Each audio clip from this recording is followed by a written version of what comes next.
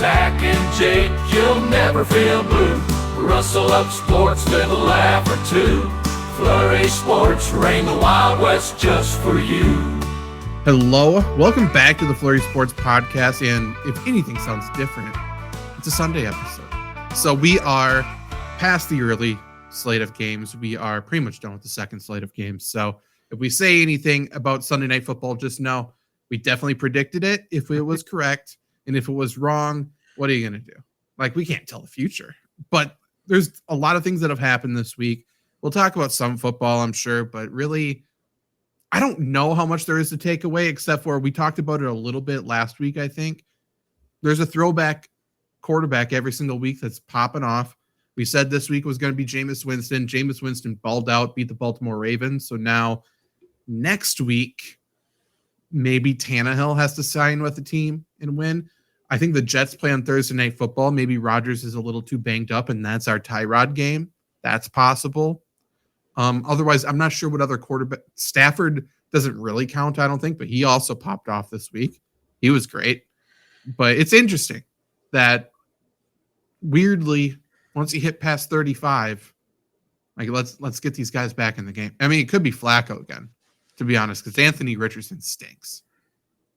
That's true. That's true. Well, freaking coach. Oh man, starting off, I not remember the guy's name. This stinks. The old coach of the Steelers. Oh, Cower. I got there. All right. I was gonna say Cowler. Cower. Yeah. Colin Cowherd. No, Coach Cower. He called out on the post-game show. If I were that coach, I would put Flacco back in. You're in the playoff hunt. Go win. Like, I don't know. Malik Willis gets it done for the Pack. No, I mean, yeah, I hate that. I don't know if I hate it. I feel like the most consensus take I've heard from the early NFL season is, boy, you need a backup quarterback. And that's so boring. It is so boring. You know, whoever has the best backup. You're only as strong as your weakest link. And teams are finding that out. It's like whenever, because you're never been wrong on this, but it's my favorite counter kind of in my head anyway, whenever you're like, I mean, I can tell you which teams are good because their O-lines are just the most developed. And I'm like, stop telling me to eat my vegetables. I know. It's not exciting, but it's like, I don't know why GMs continue to be like, you know, we could sign 3 all-pro offensive linemen, or we could sign a wide receiver who complains if they don't get the ball. Jarvis Landry. Yeah, that too. Like, let's just get some linemen in here. Actually, you know what? Let's start the show with this. Start the show with this because it's related to linemen. It's related to quarterbacks, and it's going to surprise you. It's going to surprise everybody. And I'm very brave for saying this into a microphone on the internet. I wanted to say that too. I'm a Tua guy. Oh no! What he happened? won me over. We talked about it on the Wednesday show. That press conference where the reporters were grilling him, like, "So you're coming back to play football? Why are you playing football?" He was like, "Yeah, I like football." And then it's like, "Are you going to wear a Guardian cap?" And the look of disgust in his face of, "Am I going to wear a Guardian cap?" That fully won me over. Like, fuck yeah! Why am I wearing a Guardian cap? It looks dumb. It's so stupid. They did lose. Tua will get hurt again. Yeah. It's not because of the Guardian cap, but he will get hurt again, and it's because of the offensive line. Said this preseason. But as long as Tua doesn't make fun of offensive linemen again, I think I'm a Tua guy. I love his fit, showing up to work, just casual. Yeah. He's a football guy. Of course I love Tua. I've always loved Tua. What do you mean? One, his opinion on linemen definitely hasn't changed. There's no way. If I've learned one thing about Tua this week, he's not someone who changes his mind very easily. I'd like to think he did, though. But you're right, probably. Yeah.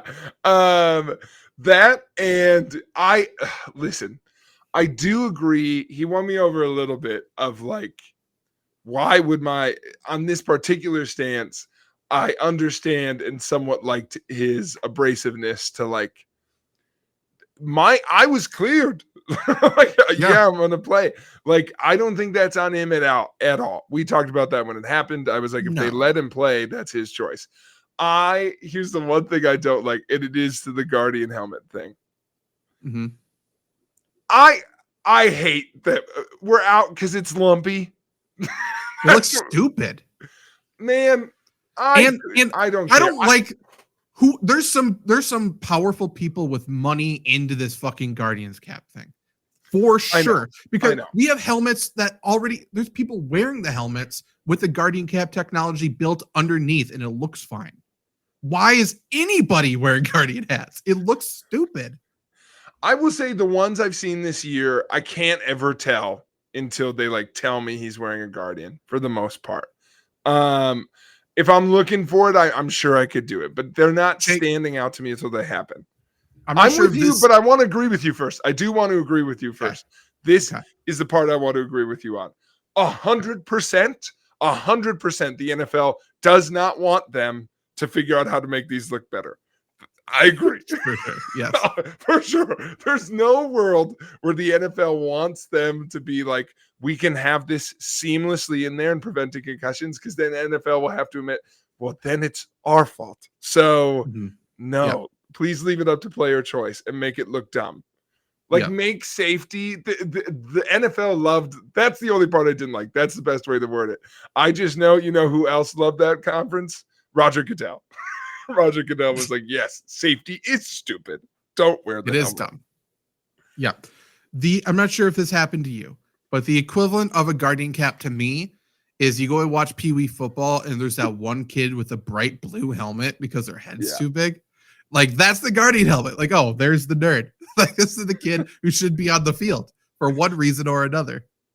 Well, the only thing I can't remember if I've ever told the story of the show, but I know we've talked about this before, which is Pee Wee football by us. There was a weight limit on how big you could be when you touched the ball. So if you were over, I believe it was 200 as a small child, they'd put a red stripe on your helmet, or 150 or whatever it was. So like if you touched the ball, the play was dead because you're going to kill somebody. Well, I signed up late because that year I'd broken my arm. So the only helmet they had left that designated that was an all red helmet. So I was like, that's badass. It was like, not only really don't let this kid touch the football. Kid can't go near it. That was my favorite. The one play coach got mad at me. There was a fumble and we didn't recover it because I touched it. It was a loose fumble on the ground. I touched it. They're like, play's dead. Team That's so stupid. That's on the refs. That's dumb. Let the kid recover a fumble. That is really dumb. It's also John Yang was pissed because one time he had a clear pick six. No one in front of him touched it. Plays dead. That's so dumb. That's right. Like, sorry, the kids. Who cares? Who cares? Who cares? Let the kid hit somebody. Like, it's fine. It's football. I don't know, man. Could you imagine Mike Allstott as a kid learning he can't run people over? He would be nobody now. Doing that in women's sports? That too. That's an interesting equivalent. Don't let that Olympic boxer touch the other one. That's illegal. No, I know. It's dumb. It's dumb all the way around. I'm glad to have won you over a little bit. I will say, before we get off of the backup quarterbacks coming in, I have a little sour taste in my mouth on it because of who I thought we were getting for a second. I was reading the news briefings too fast. So when I saw that Dalton was out and they needed a backup in Carolina, I was so thrilled to see they signed Jake Plummer. Oh, yeah. Jack That would be incredible. Jake the Snake's got one more in him. I literally was texting a message to you like, this is the greatest day in NFL history. So good. How old is he? He's got to be like 50. I love Jake Plummer, though. Holy shit. He could not hit the broadside of a barn with a clear pocket, but if he gets on the move, he is the most accurate quarterback of all time. I don't know. No relation. I did that digging already, but that's how come I didn't send it to you, because before I sent it, I was like, let me see if because I was starting to figure out that it was like, oh, Jake, not Jack. Maybe it's his kid. No relation. Just some fan. I hope so. The Plummer clan. I hope they're cousins or something. But in any case, I was a little down because everyone was like, oh, Did you see Jameis Winston? I thought we were about to see old man Plummer back on the field. God, that would have been incredible. Instead, we get Bryce Young, who came out 5 for 5, scored a touchdown. Everyone's like, you know what? Bryce figured it out. As of right now, they're down 28-7, start of the fourth quarter. So Bryce is still Bryce, and the Panthers are still the Panthers. So that's good to see there. But it's not really fair, though, Jake, because they ran into a buzzsaw, and a buzzsaw that's fueled by Uncrustables. That's the Denver Broncos. That's what we found out this week. There was a survey of the number of Uncrustables eaten in every NFL building, and the Broncos more than doubled second place. They consume 700 Uncrustables every single week, according to what news source?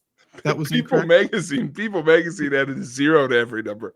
Yeah, People Magazine didn't put the decimal in the right spot. I don't know what they did. They said they consumed 7,000, and the next closest was 3,200. Everyone was times 10 because they are just as excited as I was that they were talking about Uncrustables, maybe. But 700, so 100 a day, I guess. And I think what we want to do here, that's funny. Everyone's talking about that. We're not the first one to say this. Yeah. But we are known for this. There's going to be a lot of new people listening to this show because of recent fantasy stuff. I just did an AMA on Reddit for the 3 million follower thing, subreddit there. So there's going to be a lot of new people listening to this. For those people, we're known for deep dives, hard-hitting analysis. We do investigative research here, and it's just one of the most accurate analytical shows of all time. So what we want to do today is figure out who is the Bronco consuming most of these Uncrustables. Isn't that right, Jake? That's right. Here's basically the thing. There is no way, because here's the part I like. You're making a joke about it. I will say, there's never been a detail I have not sweated. It's my least favorite metaphor. I'm sweating every detail. The fact that they more than doubled every other team, it is either Sean Payton or there's someone in the locker room. That's the only thing I'll say. I can't wait for the report that says, where did the Saints rank? Because if it followed him, awesome. Does he have a Smuckers deal? All things I want to know. There's been multiple videos of Sean Payton hitting the bong when he didn't have a job. So maybe he gained, a liking to Uncrustables during that time as well. Or is Bo Nix fucking snacking away? Well, it is a year ago, so it wouldn't have been Bo Nix. Would not have been Bo Nix. Oh, could have been Danger Russ. I was thinking, tell me this guy doesn't eat Uncrustables. He's a rookie, so I guess I'm wrong. But Frank Crum, offensive tackle. Frank Crum fucking loves Uncrustables. Are you kidding me? That's all he eats. Frank Crum loves an Uncrustable. Ironically, less crumbs. Exactly. No crumbs, no crust. That's Frank Crum football right there. So I should look at the Broncos 2023 roster then. Correct. That's what you're saying. Broncos. Yeah, because if it was 4 season, by the way, the total for the league is speculated to be over 8,000. It's just crazy. So what you're saying, which is also kind of funny, we'll see how the Steelers rank this year. Do you think Russell Wilson was just collecting a paycheck and housing Uncrustables? Because that's possible too. I will say, before we go into the specific names, I was thinking of positions of like, what positions do I want to start? I think O-line is a big muncher. Yeah. Obviously, the big boys. I think similarly D-line, but a little less. Sure. I was thinking, who was Denver's backup quarterback? Because you're just sitting there, you're munching them down. You just got to eat. Jarrett Stidham? Jarrett Stidham? Yeah, Jarrett Stidham loved an Uncrustable. He did love an Uncrustable. I can guarantee that. One guy, I'm not sure if you know him. He's from Whitewater. He's a fan favorite, great football player. Has the half shirt all the time. Offensive lineman Quinn Miners. I think Quinn Miners definitely. There's no doubt in my mind he eats 10 of them a day. Like he has to. He loves them. Will Lutz with 1 L, motherfucker. Kicker. Loves an Uncrustable. He's had one every day his whole life. Yeah. Yeah, 100%. Who's the biggest culprit? Do you think Jordan Humphrey does? Will Jordan? Listen, we love this guy. Cortland Sutton, Cornbread Sutton, loves an Cornbread Uncrustable. Sutton. Sure does. He absolutely does. That is very true. I think some sneaky wide receivers in there. I was like, they just, no position group has a grosser diet than the wide receivers. That's why I'm saying Lil Jordan Humphrey might be the guy. Yeah. Jordan Humphrey, Jerry Jeudy, doesn't turn one down. No shot. With a name like Greg Dulcich, he's got to love an Uncrustable. Yeah. Lucas Kroll. Lucas Kroll, that is true.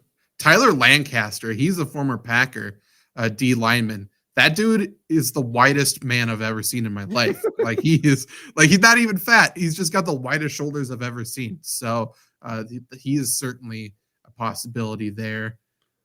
I'm looking through. There's no way. I would love if it's this guy. Does Pat Surtain just pound Uncrustables? He's one of those people where you couldn't tell him not to grab another one. Like, especially for how bad the Broncos were last year. Like, are you going to tell Pat that he can't have another Uncrustable? He's the only one fucking playing football out there. He's doing everything. So true. That's so true. He's just pissed at the world, munching them down. I think he could be one because he's a locker room leader. Some of these locker room leaders got to be leading the way on this. Do you think the Broncos knew they were counting? Like, they were keeping track and they're like, let's set the all-time record. Let's go for it this year, boys. Who cares about our record, like our actual win-loss? We just need to make news with this. How did they leave everyone else in the dust? That's what I'm saying. Like, they're built different in Denver. Something's happening. Wider. Peyton Manning's always in that building for some reason still. Could be Peyton. Here's my question. Who follows Peyton everywhere? Eli.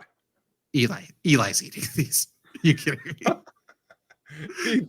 This is all freaking Elway. The Elway too. Yeah, box just munching them down. Listen, like you said, one a day on average per week. For the Broncos, 700 each week. They're eating 100 a week, not one. Oh, you're right. Bad math. 100 a day. 100 a day. 700 people. That was what math I was doing. But yes, so you're so right. 100 a day. Fuck me up. So during their it's a lot, yeah. So many. I'm trying to do the math of like, do you think this is what I want to know? Obviously, it's almost hinted at that like most of these, I think it even said in the article that most teams reported many of these were halftime snacks. Yes, I know Travis Kelce has a liken to a halftime Uncrustable. But even if, the entire 52-man roster eats an Uncrustable, great. Yeah, then you hit the mark. That's 100 for that day. That's it. And that'd be if they ate two, they eat two at halftime. Boom. Where are their other Uncrustables? Where are they storing these Uncrustables? Where are they storing them? Do you think they're all the same flavor? See, there's no way. There's no way. So we got multiple flavors on Uncrustables. We got grape. We got strawberry. We got honey. There's a Nutella one. And they just released a raspberry one, which I can only assume is going to lead to an uptick of Uncrustables consumed in that Broncos building. To me, I don't know about across the board, but Cornbread Sutton is a grape boy. Cornbread Sutton is eating grape. You know that. He's not fucking around with strawberry. No shot. I think in the NFL locker room, there's a chance a lot of these are the hazelnut spread. Really? That breaks my heart. I think there's a protein push a little bit, and it's the better version of the peanut butter one. And by the way, I saw a thing where they proved this. That hazelnut spread is just fucking what's its nuts? I can't remember the name of the hazelnut spread now. Nutella? No. Thank you. I literally almost said not Nutella. Nope, it's Nutella. Like they tested, it's the same exact recipe. They just can't call it that. So I think the linemen wash down a grape with a Nutella. They wash it down. It's their dessert. Palate cleanser. Because to your point, I just went to a poll of the most often bought Uncrustables, and most popular is grape and peanut butter combo. Second most popular is strawberry and peanut butter combo. Yeah. Then it's hazelnut. Then it's reduced sugar, grape and strawberry. Which they don't even have those in Wisconsin. They say fuck that. They sneak that in the NFL. Peanut butter and honey spread. That got mentioned in the article. Okay. That's interesting. I mean, Jesus, it goes well with cornbread. Honey Uncrustables makes ham and cheddar bites and turkey and Colby Jack bites. Of course they do. They need to. There's been too big of a demand for it. I don't know about that. I don't know if I've ever wanted that in my life. That's crazy. Sorry, I just saw the People article again where they get all the numbers wrong. They eat over what are they doing? 80,000 Uncrustables a year. It sounds incredible. Because it is. Yeah, it's 80,000. Like, no, that's wrong. How has that not been redacted? That's like, change it. Figure it out. Do the math again. It's over 2,500 Uncrustables a team. The season's not very long. No. Divided by, all right, how many weeks in an NFL season? 19 in the regular season or 18? 18, yeah. All right. Are we counting playoff Uncrustables or are we just counting regular season here? I'm just going to do regular season because they said over the length of the season. I'm assuming that's when the poll went over. So they divided by 18. Yeah, it's over 138 Uncrustables a week. For every team? For every team. And there's teams that aren't participating, what we have found out from the poll. They only mentioned 24. Is the 80,000 number right and they got the other ones wrong? No. No way. They wouldn't do that. Okay, so now we're looking at someone reported this wrong, and now we've got to get to the bottom of this. 80,000 divided by 18 divided by 24 is 185 per week. Oh, by the way, sorry, I got to stop you right there. The Athletic wrote an article a couple years ago about the NFL secret halftime snack, orange slices. Teams are required to provide 3 dozen sliced oranges for halftime for the visiting team. They're required to? Yeah. Okay, fair enough.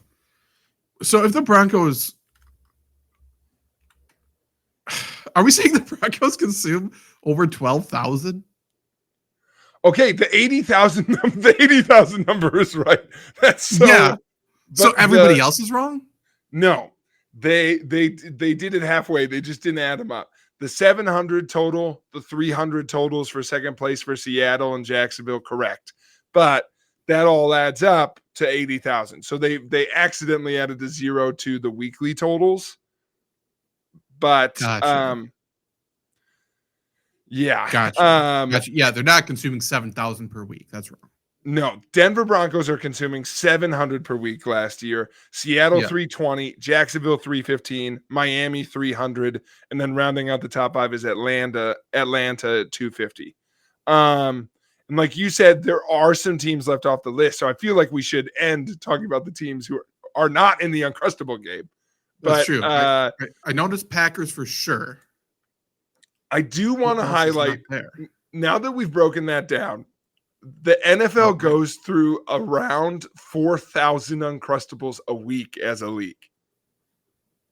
That's good. That's what it should be. That was right. Yeah. So, if you were to break that down, that average, this is crazy. So if we do that math, you promised it. You're here, folks. If you're like, I'm a fantasy football fan, fuck you. Welcome to the show, I guess. This is what the show is. Yeah. No, I love it. You love numbers. We love numbers. Like this number, that average across the board should be 125. Should be. Gotcha. 700 for the Broncos. They are outperforming what they're supposed to be. That's incredible. That's an incredible display of effort perseverance. That's incredible. There's no doubt. People are surprised that the Broncos are playing well this year now after a foundation built on peanut butter and, most importantly, no crust was laid last year. That's winning football. Sean Payton football. Yeah, 20 of the NFL's teams eat less than that average amount. And the note at the bottom of the graphic, which is also interesting. So it's not necessarily 8 other teams do not participate. It is 8 other teams did not provide their own data for it. So I like to think Packers were shamed at how many Uncrustables they were eating. Well, the Detroit Lions are like, this is our winning formula. They're they're figuring it out. We can't let them know. Lions have to be at like 1,200 per week. They're eating nothing but. By the way, I need shout out The Athletic. We like to go through their articles sometimes on the show. They in their article do a brief history of the Uncrustables. And right. Here, I need to read this paragraph. The project appealed to Len, Len Kretschmann, former wide receiver for North Dakota State, helped invent the Smuckers. Len's business instinct, a simple idea with a complex logistical problem to solve. They started in their kitchen with a loaf of bread, 1 jar of peanut butter, 1 jar of jelly, and a few drinks. Why am I not surprised that they were drinking? Yeah, have to. An idea this good. You can't come up with it sober. How about this one? The first decision they made was that this is fucking awesome. Oh, entrepreneurs are the dumbest people in the world, and I mean that with all the love of my heart. The first decision they made was that the sandwich should be round. The moon is round. The sun is round. The earth is round. It's our favorite shape. Do we have to go to a committee and survey people on what the shape should be? No, it's round. We've got that nailed down. Okay, now that we got that nailed down, now let's figure out the rest. It's awesome. And by the way, if you're out there wondering, like, why haven't I started a business? You don't have that level of step 1 done. Yeah. You got to think big picture because there's other Uncrustables knockoffs out there and they're all square. So that tells me they patented that it has to be circle as well. Correct. By the way, that's awesome. They patented that. I'm sure they patented the sealed edges, patented a bunch of that shit. I just love. Like, if I was making a sandwich like that, I would have agonized over the shape. And they looked up and like, look at the moon. Well, they're drunk as hell looking outside like, we're sitting on a gold mine here. We just got to figure out how to do this. And they're all staring at the moon like, we got it. 100%. By the way, to give them credit, this is not a problem I knew needed solving. No, they let you know this is a problem that needs solving. That's the best kind of product. I didn't realize how shitty my life was. Thank you. I know. That's true. See a need, fill need. But to give shout outs to the 8 teams who did not report. Yep. Here they are. Okay. So by process of elimination, we're going to go through division by division, starting, of course, we've mentioned a couple of them already. The Packers and the Lions, not mentioned. Mm-hmm. With every team I mention, I want you to say, so Lions, Packers, do you feel like they are ashamed to report or do not really participate? I think the Lions are always looking for a competitive edge, whether there's one there or not. Mm-hmm. So I mean, David Montgomery threw a touchdown pass this week. Did he have to? Absolutely not. But let's break out this trick play in a game that we're up by 40 points. That's Dan Campbell football. So they are for sure looking for a competitive edge. Packers are just lips are sealed on everything. Packers feel like they're better than everybody. And for whatever reason, all of their information they try to keep private, except for their financials, which have to be public because there's no owner. So this is what we have to do. Let's leave a little reminder.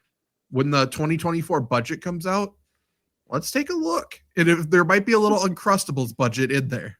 And we'll go back and figure it out. There might be a little Uncrustable in there, wedged in. Mm-hmm.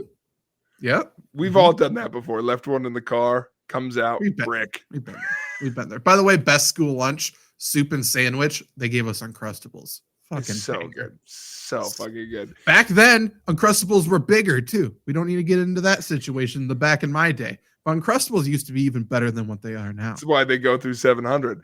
All right, Zach. Next, Eagles. Eagles, okay. Eagles do kind of seem like they would be ashamed about it. Like, we can't let them know that our favorite sandwich is not a Philly cheesesteak. It's actually an Uncrustables. That's a Sirianni's housing them for sure, but he doesn't want anybody to know about it. Unsurprisingly, 49ers did not share this information. That's the same thing as the Lions, I feel like. They will never let people know. They don't John answer Lynch never any lets you know. reporter phone calls. I'm sure they got a call from the Athletic and they were like, fuck you. See you later. You'll never know when John Lynch is there. He'll never pick up the phone. You'll never see him when you're running across the middle for a route. John Lynch is there. He'll hit you, but he's not going to let you know about it. The Jets are another one. I know they're not on the list. Jets are not on the list. That's incompetence. They wanted to let everyone know. They didn't meet the deadline. Oh, I guarantee you, Saleh didn't want them eating Uncrustables. That was like his health kick. True. That's where he lost the locker room. That is 100. That's why he was fired. Like, Woody, we got to do something about this. This guy is rooting our halftime. Halftime adjustments are for Uncrustables, not for orange slices that Salah hands out to each of us in a little Dixie cup. Nerd. Nerd indeed. I think we found, by the way, the division that did not participate the most. 3 of the AFC East teams did not participate. Oh, so Patriots not surprised. That's still Bill Belichick. He's not fucking letting you know. Yeah, correct. They're not telling you anything. And along with them, neither did the Bills. Bills. The Bills did not report either. Bills is interesting. I feel like Bills would eat a Bills lot of are Josh ashamed. Allen would eat a lot of them. Bills They're are probably ashamed. They don't want people to know how many they're going through. Mm-hmm. That's probably true. That was a crucial part of DeMar Hamlin's recovery. For sure. His helmet's just lined with Uncrustables so he doesn't die from a concussion. Next is, so now you've caught up to me a little bit, so I'm doing math in real time, but I believe the Texans are not on here. And I could see Miko not allowing them to eat that. Yeah, for sure. And by the way, the players would follow directions. They wouldn't eat that. I'm not standing up to Miko. It's fine. Correct. And then lastly, because there should be only one team left, and I think we can all no, never mind. The Chiefs did report. I was like, those fuckers didn't report, did they? They did report. The Broncos obviously reported. The Raiders reported. Oh, actually, that was our last team. We are all the way through. So that completes our list of 8. So a few divisions, everyone participated. The only division truly, we just discovered which division is least trusting of the press too. The AFC East feels right there. Yeah, that's fair. The AFC East and the NFC North being like, no questions, also feels correct. Yeah, it does. It does. And so what division, I mean, AFC West consumes the most just because the Broncos are leading the charge. Yes, I would say the divisions that consume the most are the AFC. The AFC West is up there. So is the NFC North, or sorry, the AFC North, because Steelers are up there. Like Baltimore is up there. Yeah, you're right. So all of theirs are a high. They all reported they're all in there a little bit. So I think that would raise theirs up. And then otherwise, I think maybe the category they lead overall in the league of the NFC South is pretty stacked across the board. True. They all decided to report this. I hope this is a yearly thing. I hope this goes out with the report cards that they Some do of those NFC South teams are just thrilled someone called them. True. You want to interview me? Of course. What time? You want to know what the Saints are up to? Thought you'd never ask. I will say, so here's a funny study, okay? So the Saints were the bottom of the teams that reported. They only eat 50 a week. Yes. So that's obviously one dude. Correct. Yes. Yeah, that's nothing. That's absolutely nothing. Yeah, correct. That's one guy. That distance. So here's the real question. Is Sean Payton the problem, or is he disgusted with what's happening? Because a 650 a week difference is something he has to have an opinion on.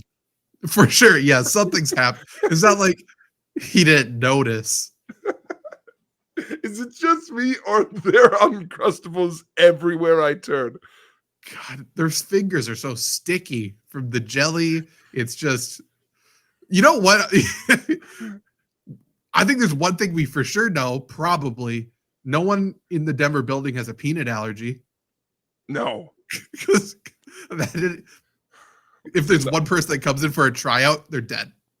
Like if it's airborne, they have no shot. The city of Denver's contaminated at this point.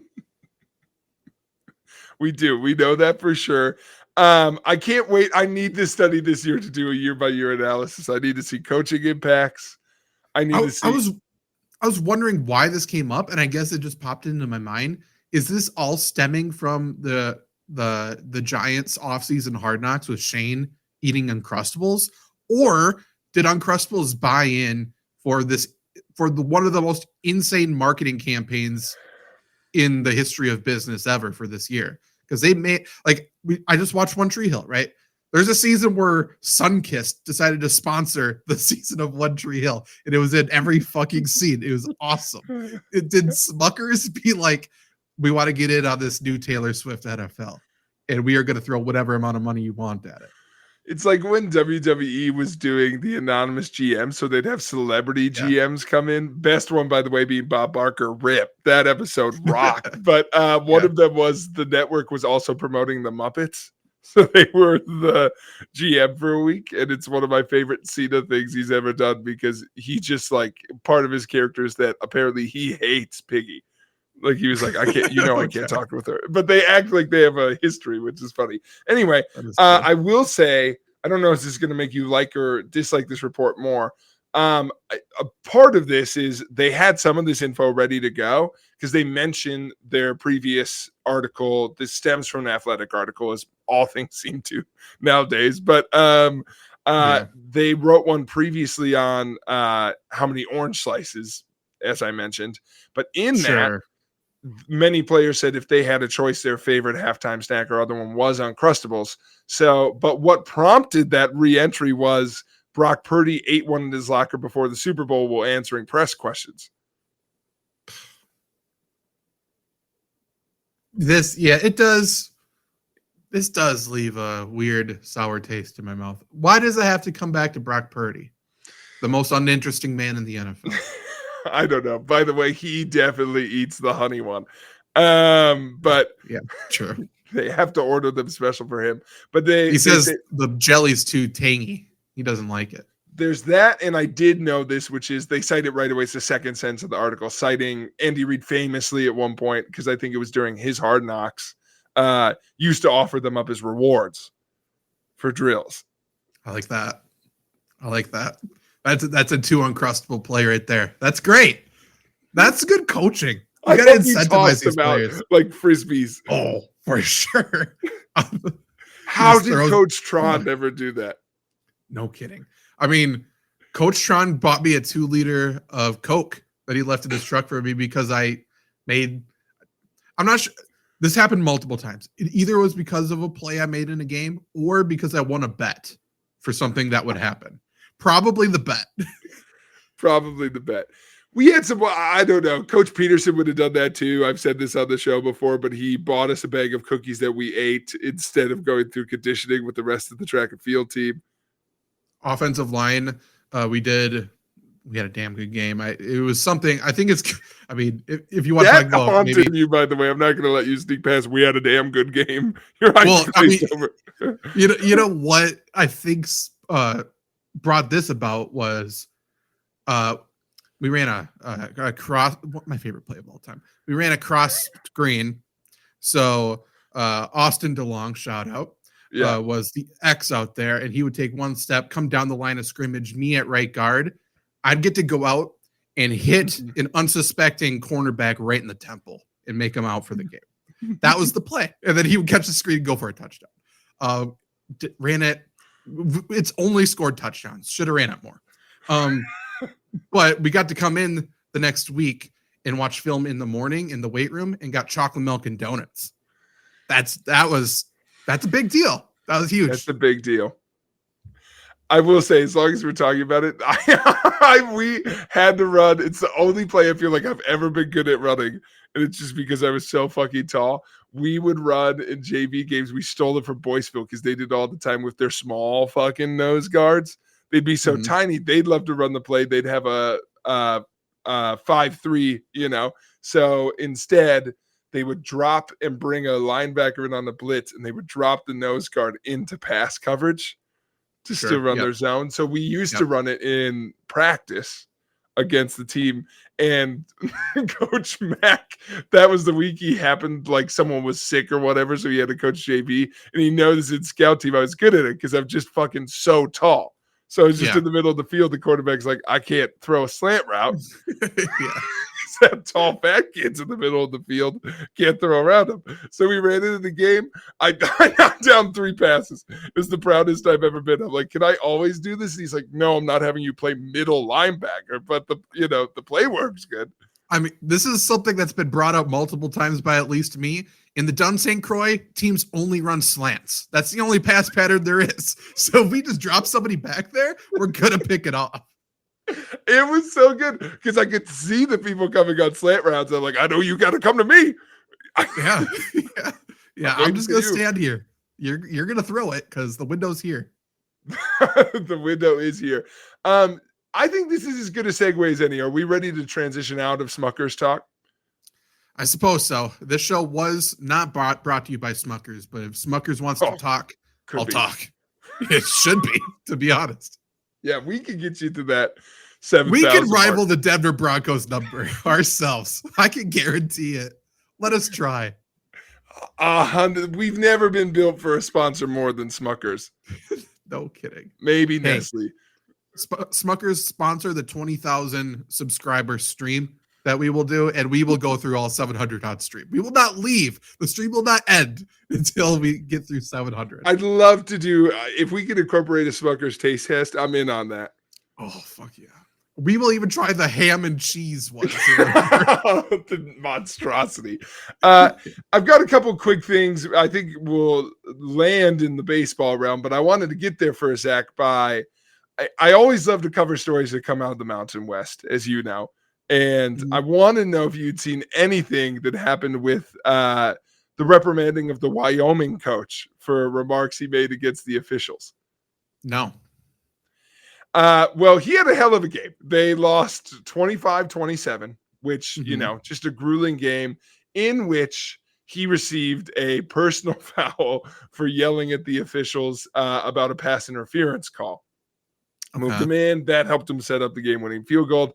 After the game, Zach, I need to know, is this the best insult that a coach can throw out there? And do we need to hear more coaches? Like, this is if a coach never says this word, I don't know if they've got that cut in them. I don't know if they're made to do this. Because he said afterwards, he had a big paragraph about, there's a lot of stuff we could do better, which I like. He started inward. He was like, there's a lot of ways we call the game, but it's not just us, right? He's like, right now, if you asked me, I'd say I'm a horseshit coach, and we've had some horseshit officiating out there. And if anyone says it's not horseshit, they're horseshitting themselves. That's the quote. It's out there. He got to use that word 4 times. Mountain West came out and said, we do not support the profanity-laden speech. He coaches the Cowboys. There's going to be horse shit around when there's Cowboys. Let the man. He took accountability first, and then he said, "I need to be better." But let's not beat around the bush here. A lot of horse shit happening, and I'm going to be the one to point it out. Also, you've never been around a ball coach because there are 2 options. That call was good or it was horse shit. If you ever see the lip readings, it's like a baseball. Everyone now says, let's fucking go. Like if you read lips, that will be what they're saying. If you read the lips of a football coach after a flag they do not agree with, if they don't say that's horseshit, I'm out on them. Yeah. Even if they say bullshit, that's enough for me to raise an eyebrow. Yeah. Like this guy's doesn't have it. He's almost there. He could get there, but at this current moment, he does not have it. He does not have the gall to coach a team like this. It just made me realize that it's like that is like what I wanted to do super quick is which NFL head coaches pass the horseshit test. Like who uses that? We're playing like horseshit out there. Who could you see saying that? Belichick for sure. Like I think he's a classic example. He says it a lot. Yes, he says it a lot. Mike Tomlin famously has said it. Yeah. So that's good. I think there's a few specters we could go on, but does anyone jump out of like that's a big for sure? I know Mike McCarthy's a big horseshit guy. Yeah, I think it's his most redeeming quality. Honestly, yeah, that and he was a boxer in Pittsburgh. Mike, bring that up a little more. Like that's incredible. True. I think he is. I'm a little iffy on one of them, but I think both of the Harbaughs are. Jim, maybe not, but in my mind, because he does swear. He's a very buttoned up guy, but on the football field when his cleats are on and the khakis are there, he'll let it fly for sure. And it's only after his secret fifth temple vein appears. Yeah, true. He's already turned as red as a tomato. He builds to a horse shit. Yes. Yes, he does. It doesn't come out the gate. John leads with it. That's horseshit and you know it. Yeah. Also the best follow-up ever to an official. And you know it. And you know it. What are they gonna say? No, I don't. I don't know it. And we all know it. It's my favorite thing you ever hear a coach say. If they say no, I don't, then that's the green light for me to let you know about it then. That's true. Dan Campbell, obviously. Oh, yeah, come on. Dan Campbell for sure. I think Stefanski might have it in him. Dable, absolutely. Dable for sure. Does D'Amico? I think so. I don't know. That is an interesting one. Is he too pumped up for that? OJ Mayo loves some horseshit. I always do that. Fucking hell. Jared Mayo. OJ Mayo needs to get on the sideline. Now it's 2 weeks in a row now. What JJ Redick could do out there. That's true. That OJ Mayo is the natural progression here. Get him out there. Let him coach the Indiana Fever. They just fired their head coach. Yeah, that's crazy. OJ Mayo is the man for the job. 6 WNBA teams are making coaching changes, by the way. Big deal. Good move. Not. Gotcha. No, I think that there. But Zach, anything? Oh, Doug Peterson's a horseshit coach for sure. Yeah, I would didn't know if we were going to bring up Dougie Pete for sure. Yeah. He's for sure a horseshit coach. Oh, Andy Reid, obviously. He's one for sure. Has to build though as well. Andy Reid's the strong silent type. He will just stare at the ref at first. Nick and just Sirianni breathes. Oh, he says it so much you can't really take it seriously. He called the fan horseshit. Fans. Horseshit fans. Yeah. Horseshit players. Yeah. I think his daughter said it when she came out to the press conference. You know what word? Because McVay used this word earlier in the week, I think he's a horseshit coach. He called Puka Nacua a war daddy, and that's the best. So that's one for people who don't know. War daddy, one step above dog. This guy's a dog, but war daddy, this guy's going to battle. And that's what Puka Nacua was. He's correct. That doesn't get thrown around to everybody. That's a selective few. I don't know if you saw this week. I almost wanted to make it a whole video, but I was like, I'm not going to put this much effort into this. But I always turn Sports Center on the morning, and they got that Get Up show that comes on. So Rex is on there, which I love. Yep. Someone tried to use the phrase, I don't know about that. It's like putting a hat on a hat. Someone tried to be like, God, that's a little much. They didn't need to do it that far. Rex was so befuddled by the phrase hat on a hat, not meaning like you got to line up everybody out there. Like we got to put a hat on a hat. Like they were Me too, actually. A little bit. Yeah. I'm like, when you hear them both in context, great. You hear it out of context, it's one thing, but of course it was Dan Orlovsky being like, no, it's a little bit putting a hat on a hat. And Rex is like, I thought their line was pretty good. Like it was like he couldn't follow it. I was like, I need to follow the linguistics of NFL head coaches. Honestly, that's an interesting project. And if there's enough interest in this, I think I'm willing to take on this big a project. It would be fun to write a full book of like that's a crazy jump. Okay. I like gathering different coach speak throughout the years. It's like, I have a book, Abraham Lincoln quote book. Great book. Yeah. But you could also have just coach quotes, coach speak quotes. And that would be incredible. You could break it down by what it kind of means. You know what I mean? Or like context maybe. Yeah. Like that would be fun. That'd be I think people would buy that. I think so too. I think it's very fun. I think that could be a fun video essay if you'd rather do that. I could see that doing well on YouTube. That too, I suppose. If you didn't want to write. If there's a publisher though, listening, watching, call me up. I have plenty of ideas for books. It's putting pen to paper. Yeah. You know what I mean? If we can get if there's ghostwriters listening, that's great too. Drake, yeah, for sure. Are you out there? For sure. Drake might have been in my Reddit AMA yesterday. There was some Drake quotes getting thrown at me, and all I had to respond with was "OV ho." I had to. What do we do? That's right. You listen to the show. You know what side we're on. Yeah. That's good. Okay, so you had more, correct? I do have more, and here's my big question, Zach. I have two random things that have come out in the APA news bracket. APA News is my favorite website to go on and see what random beat reporter is out there this week. Which of these random baseball things do you find more interesting? Okay. Is it that both are Yankees related? Bad time for this because they're down 2-0, but maybe these will spread some cheer, which is option A being Clark Schmidt, who's going to start game 3 of the World Series. He's been one of the Yankees' better pitchers this year, although he's younger, still developing, transitioning out of the bullpen, but it's been really good.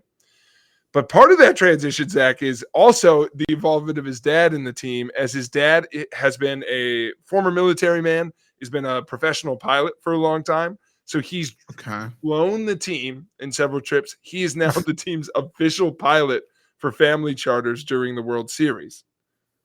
So he's flying the rest of the families from LA to New York in different things. So I have some thoughts on that, but that's one of the options, is that one of the players' dads gets to fly the team plane. Weird. Okay.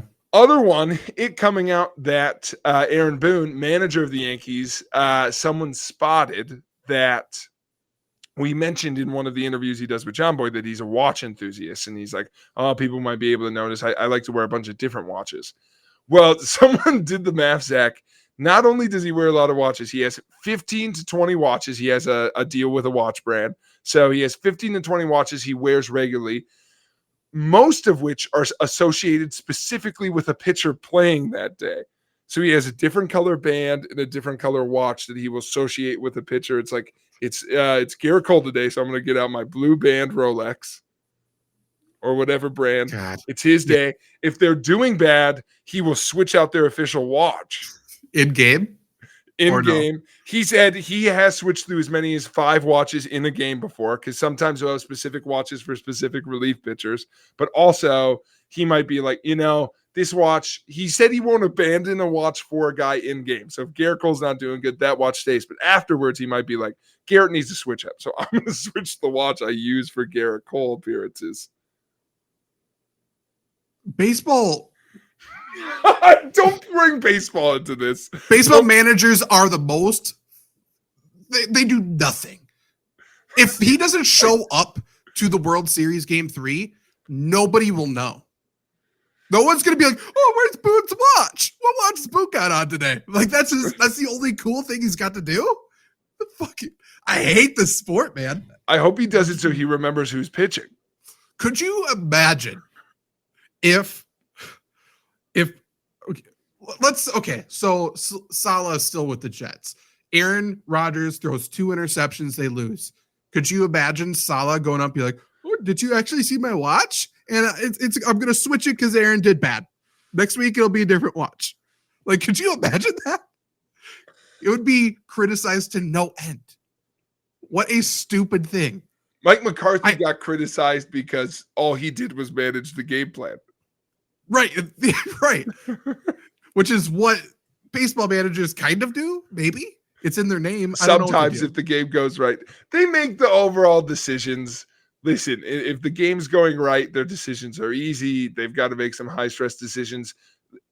Here's the thing is I've learned this through the years because not a soccer football fan enthusiast. It's very similar to that. A lot of international sports are more similar to the baseball model versus it just so happens hockey is somewhat similar. Line management is a little different, but I mean, line management's pretty similar to the relief pitching concept. It's just more guys. So, I mean, football is really the only one that's that intensely involved. Best sport. That's true. Best sport, and that's why. Yeah, basketball is a little bit more assistant coaches than head coach. Most 100%. At least in basketball, there are also plays. Correct. I mean, they'll say there's plays in soccer. I disagree. Hockey, same thing, by the way. Yeah, I've seen 3 seasons of Ted Lasso. I'm jacked there's a 4th coming, but I've seen enough soccer to know there's not actual plays being run. It's a 3-man weave. We learned that in 5th grade basketball. That's a warm-up. Soccer's running warm-ups as plays.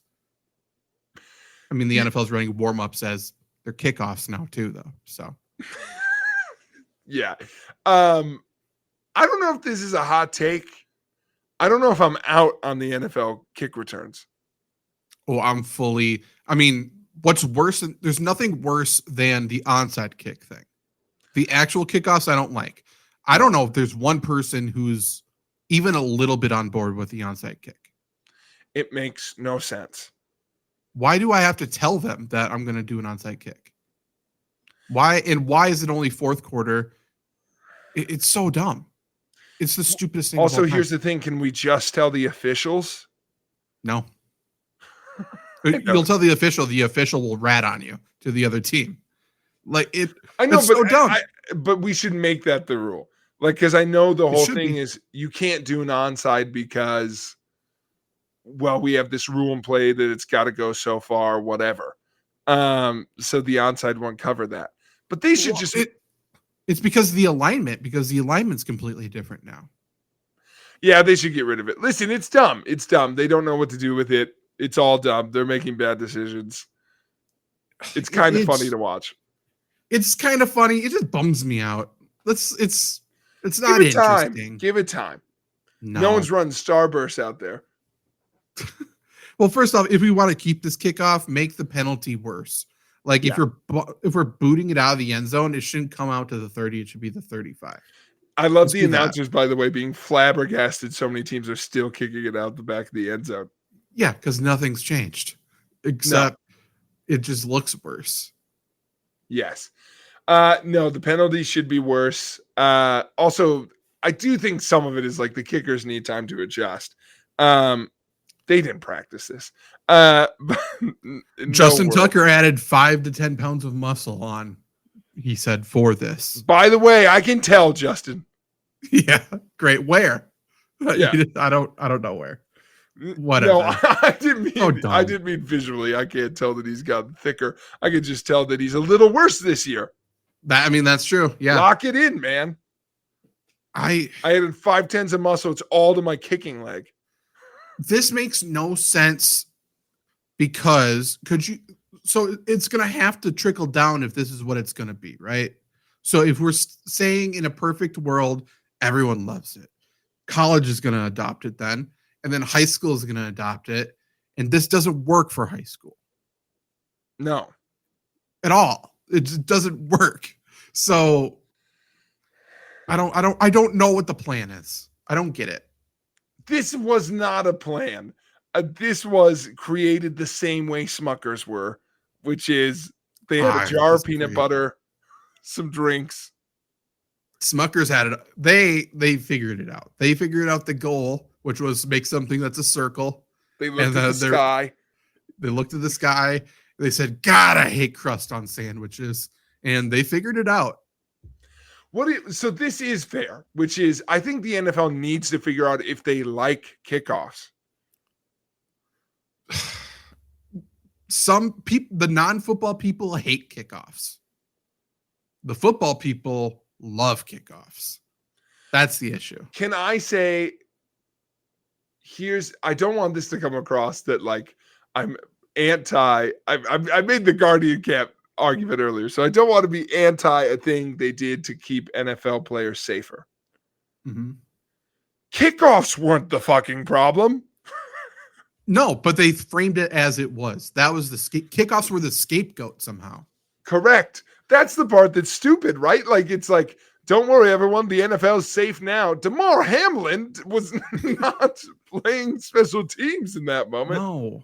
No. Like, kickoffs weren't a big deal. And by the way, one way to fix this bullshit kickoff, which also is bad, add wedges back. The only reason we didn't have wedges before was the high impact, and now there is no high impact, so bring wedges back. They can't bring back wedges in this format because it would be unstoppable. I know, which is fun, but I would love a season where the wedge like changes the landscape of the NFL. Yeah, that'd be great.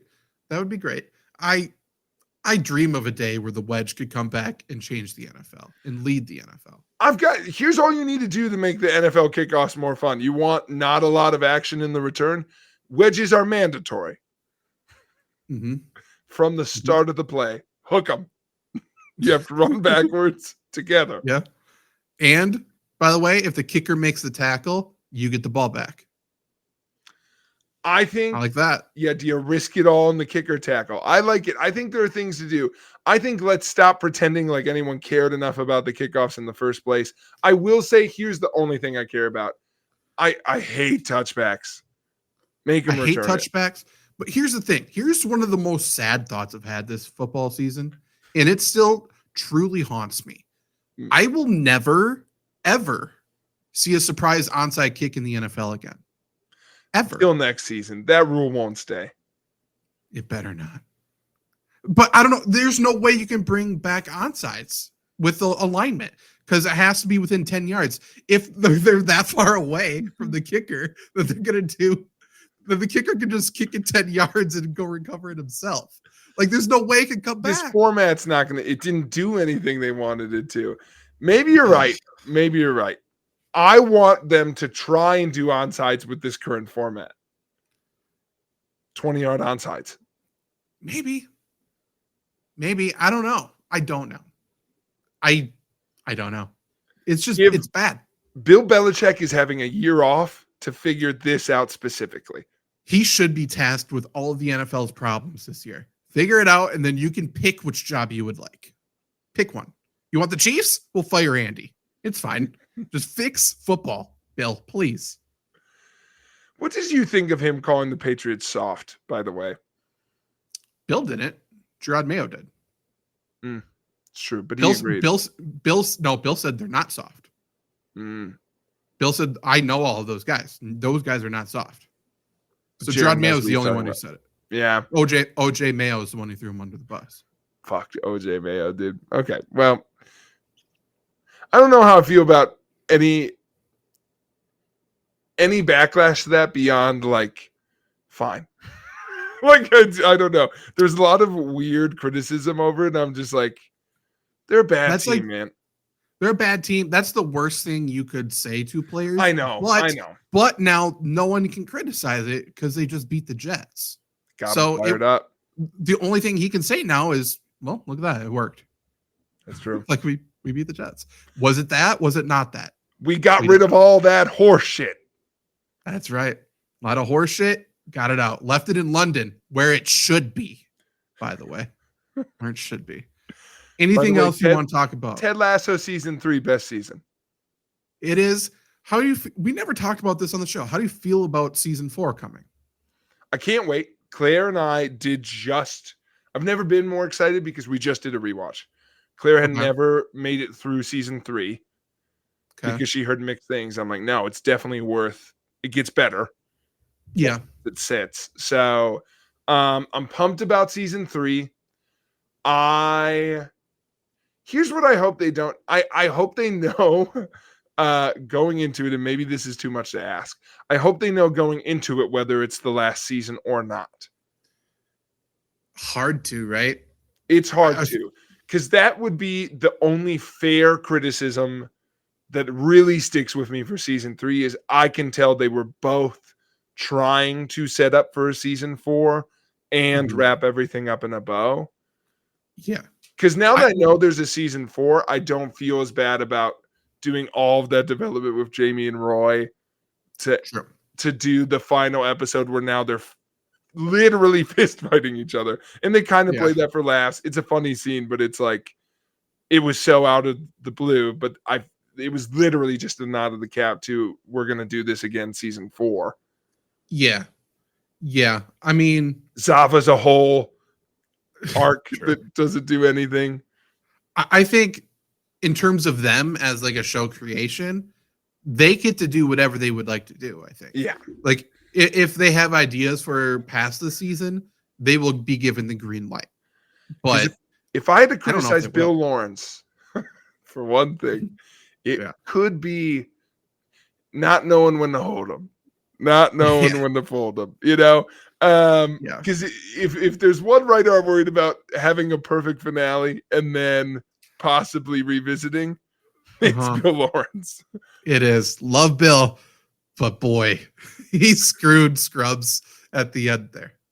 And people who are not Scrubs fans won't feel this way. That is the fear I have when I hear that Jason Sudeikis may, like, maybe you know and I don't, but my last hearing was that we don't know for sure how much Ted will be in season 4.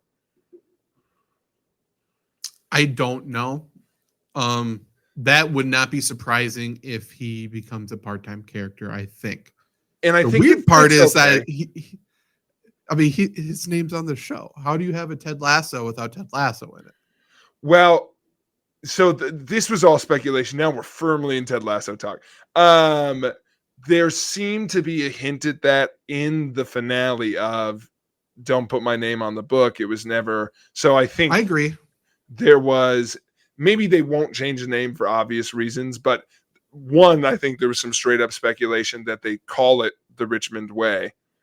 Yeah. Which maybe that is, oh my god, I've never thought of the Scrubs tie-in on this. Maybe it is Bill fully buying into the criticism he got last time of like, just call it something else. Don't call it Scrubs. Just start a new show that's a spinoff. Yeah. So maybe he would do that. Or it's season 4 and Ted. Because I don't know. The part I liked is I also don't think it would be like they kind of end. I loved the ambiguous end of Ted is coaching, but I feel like they were hinting at like that's not enough. Yeah. So he could be fully part-time. To answer your first question, I'm pumped. It's my favorite TV show going right now. I think I wasn't so wrapped up in the ending of season 3 that I'm like, don't do another one. I Like, agree. there's a reason they didn't do any of the romance stuff in season 3. None of it resolved the way you wanted it to, and it's because they wanted to do that in future seasons. So I'm looking forward to that. I don't feel like season 4 is set up to be the last season though. Like they just won Correct. the league. Like I feel like if they're doing, I hope they come back knowing they're going to do 2 more. It feels like they would. Yeah, to your point, they kind of need a setup season before they do something bigger. Yeah. So I don't know. We need another beard centered episode for sure. We do not. I will say though, I think the beard centered the type of episode that was like the beard episode of season 3 is now my favorite episode in the whole show, which is Amsterdam, Yeah. where Ted has the barbecue sauce driven triangle scheme dream, and it's where Roy learns how to ride a bike. It's my favorite for Grandpa. It's just a fever dream of an episode. He's so good. It's the best. The rest of the team can't figure out what to do, so they never leave the lobby. Mhm. Rebecca meets that Dutch guy. Oh yeah, that's true. No, it's good. How are you feeling about season 4? I'm excited about it. I had the same thoughts as you with the Bill Lawrence thing. Like, Bill, I know. learn your lesson, old man. Figure this out. How many times are we going to teach you this? I know. Yeah. But, yeah. Tell me ahead of time, Bill. Tell me ahead of time how much Jason Sudeikis is going to be in it. Yeah, don't disappoint me with it. Don't part-time me. If don't JD goes to other hospital me of like he's in it but he's not, like, and then there's like a phone call from JD that they recorded over the phone because Zach Braff couldn't make it to set. Like, I don't want that. No, and like honestly, now that I think through it, it's so eerily similar to that. Maybe it's all going to be a play on that, which I think they would don't have another character come in to be the B version of Ted Lasso. Don't have some guy from Georgia come coach another team.